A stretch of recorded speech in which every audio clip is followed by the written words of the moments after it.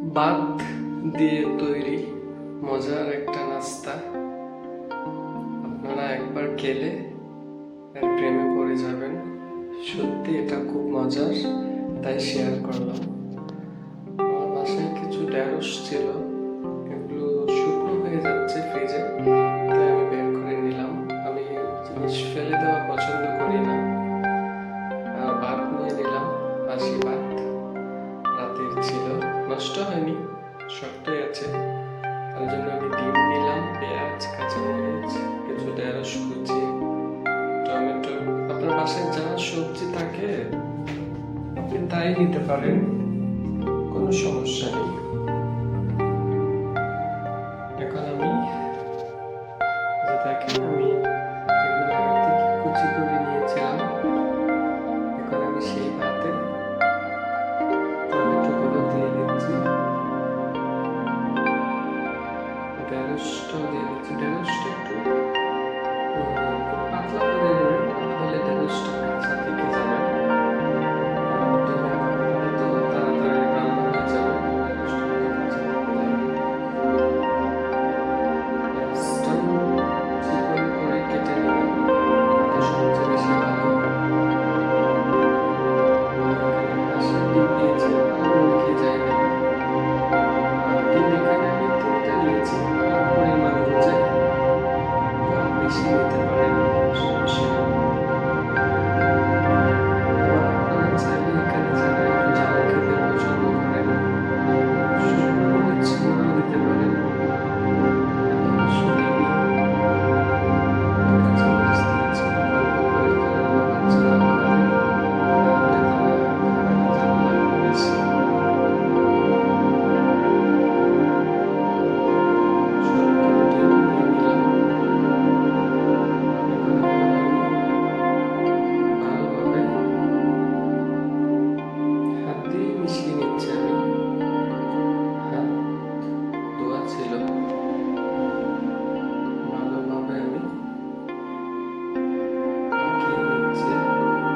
এখানে কিন্তু কোনো পানি দেওয়া যাবে না, শুধু ডিমের যে পানি এটা থেকে হবে, ডিম থেকেই হবে।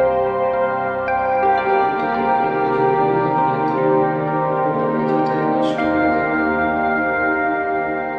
আমি আসলে রান্না কোনো কিছু, আমি সবজি ফেলে দেওয়া পছন্দ করি না। শুকনো হয়ে গেলেও আমি এগুলি ব্যবহার করার চেষ্টা করি। আজকে আমি তাই করেছি। শুকনো ঢেঁড়সগুলো দিয়ে দিলাম। এখন আমি ভালোভাবে লবণ দিতে ভুলে গিয়েছিলাম, একটু লবণ দিয়ে দিলাম। এখন রান্নাতে চলে যাই। আমি তেলটা গরম করে নিয়েছিলাম, তেলটা গরম করে মাঝারি আঁচে রাখবেন। বেশি জালে রাখলে নিচ দিয়ে পুড়ে যাবে, মাঝখানে হয়তো সবজিগুলো কাঁচা থেকে যাবে।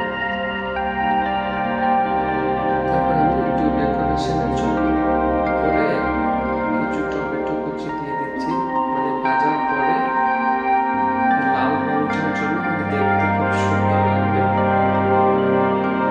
একটা ঢেঁড়স আর টমেটো দিয়ে এগুলো দিয়ে দিচ্ছি। একটু চাপ দিয়ে দিবেন যেন জিনিস সাথে লেগে যায়, তাহলে পুড়ে যাবে না।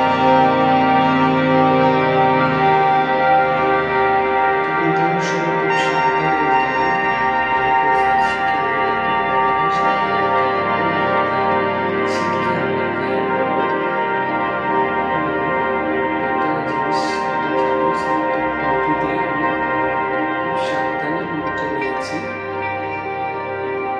আর এটা একটু মনে হয় কড়া লাল করে ভাজবেন, মানে পুরো বাদামি করে। আর চুলার আঁচটা কিন্তু কমিয়ে রাখবেন, তাহলে ভিতরে ভালোভাবে সিদ্ধ হবে। খুব সুন্দর একটা গ্রান, দেখেন আমি কিভাবে উঠাচ্ছি। আপনারা যে কোনো 2টা জিনিস দিয়ে এভাবে উঠাতে পারেন সাবধানে। আর একদম ডুবো তেলে ভাজার দরকার নেই, এর চেয়ে কম তেলেও ভাজতে পারেন, কোনো সমস্যা নেই। আমি কম তেল দেওয়ার জন্য উপরে এভাবে দিয়ে দিচ্ছি, যেন উপরটাও সুন্দরভাবে হয়ে যায়। দেখেন এই যে আমার উপরে যে আমি টমেটো দিয়েছিলাম, তার জন্য দেখতে কিন্তু খুব সুন্দর লাগছে। আমার ভাজা হয়ে গেছে, আমি নামিয়ে নিচ্ছি। আগেও একটা ভেজেছিলাম, তারপর আমি আপনাদের সাথে